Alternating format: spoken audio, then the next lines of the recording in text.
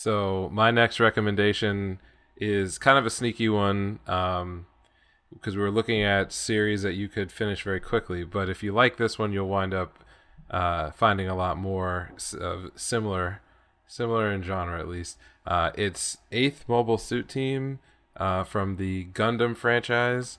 So the interesting thing, and I love Gundam, but one of the things about that I would say is a big problem is that if you start from the original series in 1979, it's a very imposing universe to get involved in, because first of all you have what are called the original or universal century stories, which all take off from the that first original Gundam, and then there are all these spin-offs or after century or alternative timelines that generally feature giant robots but don't share any of the history. An example would be from a couple of years ago, Iron-Blooded Orphans, which I thought was fantastic, but I think is a little bit too long for this list. 8th Mobile Suit Team is a 12-episode OVA series that to me is both an incredible standalone if you've never watched or have very little interest in the overall Gundam series, because it tells its own story, it's self-contained, and it ends. It has a finite ending. But also, if you've ever wondered if you might be interested in going and checking out some of the older material, especially the Universal Century stuff, this is where I would point people, because it's just modern enough that you get some gorgeous hand-drawn animation, and with plenty of different robot suit designs, and just a little sprinkling of the overall Gundam story, but it's also incredibly personal. And to me, I think the last couple of years we've seen Gundam Unicorn and other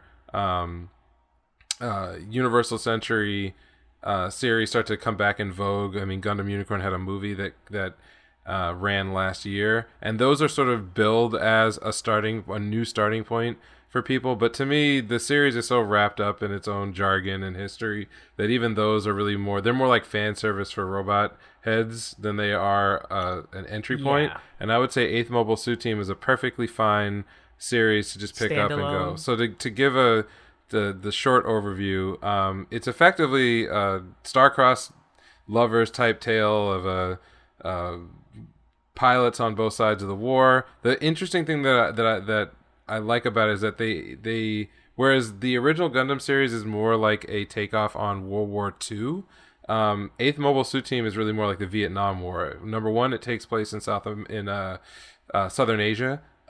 Two, it focuses on a small squad, mostly fighting, close quarters, ugly jungle warfare.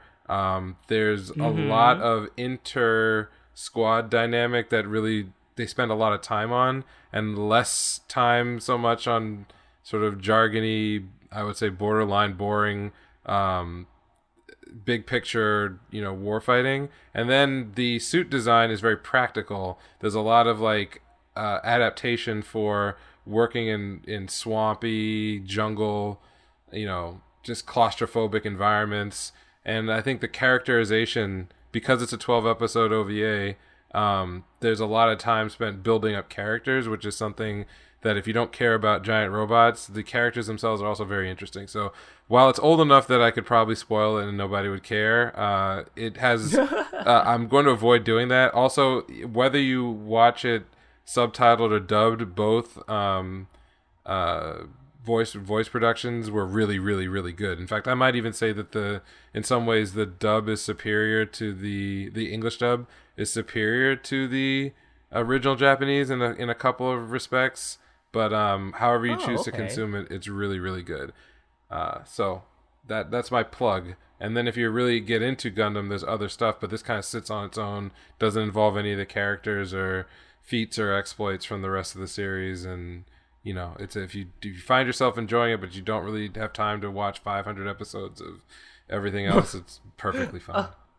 So I have a question. Sure. So is Gundam Unicorn related to the original Gundam? Indeed, it is. So like the black box are like Char, Aznable, and Yeah, stuff all like that that. stuff. Well, the characters, like Char is a central character from the original Gundam series, and he's popped up in the sequels that were written after the fact. So the original Gundam came out in 1979, and it details about 1 year's worth of conflict because it's this titular 1 year war. And so in that, Char is an antagonist, and then the hero for that one is Amuro Ray. And then in subsequent sequels, which is Zeta Gundam, these are, when I'm saying sequels, I mean TV shows that aired on TV. There were plenty of interstitial OVAs and other things, but it's Zeta Gundam follows that, and Char is a character in that as well. Only this time he sort of switched sides, and it's a new protagonist. And then there's Double Zeta and Unicorn. And those are the TV series that have been produced based on the original timeline. But of course, there have been an innumerable number of OVAs, many of which are fantastic, movies and other things that fill in the gaps. But just as far as time goes, you see Unicorn takes place in about, is it 30 years? After or 25 years after the original, something like that. Wow. Yeah. So the only reason why I asked that is because the Super Robot Taisen games, they have a lot of the Gundam series in there, and they have Zeta Gundam and Unicorn in one of the most recent ones.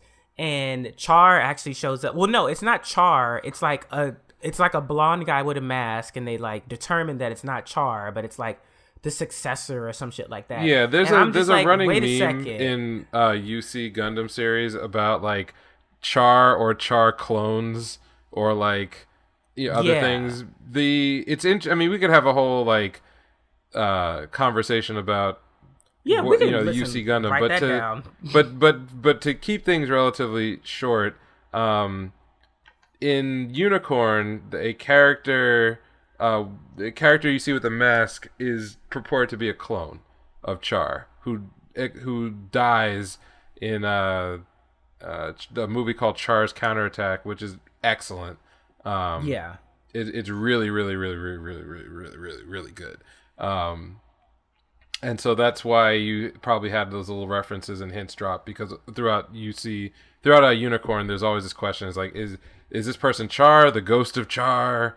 Blah, blah, blah. I mean, Gundam has all this, like, psychic, sci-fi stuff that's sort of in the background most of the time.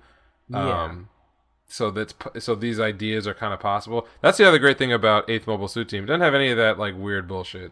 Like, new type stuff. It's very little of that, and a lot of just regular people piloting big suits trying to kill each other. Yeah, I've had a small exposure to 8th Mobile Suit simply because, of course, I'm playing video games again.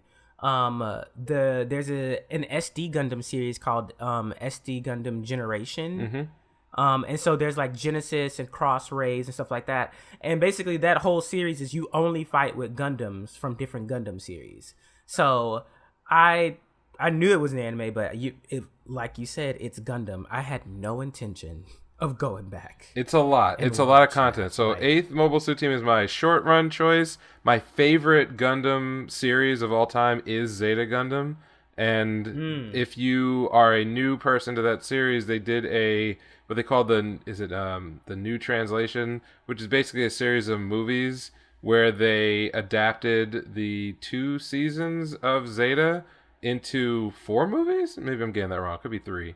And they added new animation. Now, it's a little jarring because, like, you'll be watching it and you'll see, like, all the old stuff from the 80s, and then it'll just be, like, 2 minutes of, like, brand new animation for a scene, and then it'll, like, switch right back. And I think they kept all the audio, the original VA work. But I think that it's just a lot shorter to consume. So if you just wanted to, like, catch up on what the hell is going on, you could watch those movies and get pretty far. I felt like it was a little bit of a bait and switch when they were released, because everyone thought we were going to just get reanimated Zeta Gundam, and instead it was like, 80 to 90% old stuff and then some new stuff thrown in. But it's still fine. Gundam is Gundam. They sell model kits. I have a whole box of like Gundam model kits I haven't put together yet. So. Oh my god, I do too at my fucking house in Texas. Okay. Okay. We can do a Gundam episode because there's so much more there. Clearly,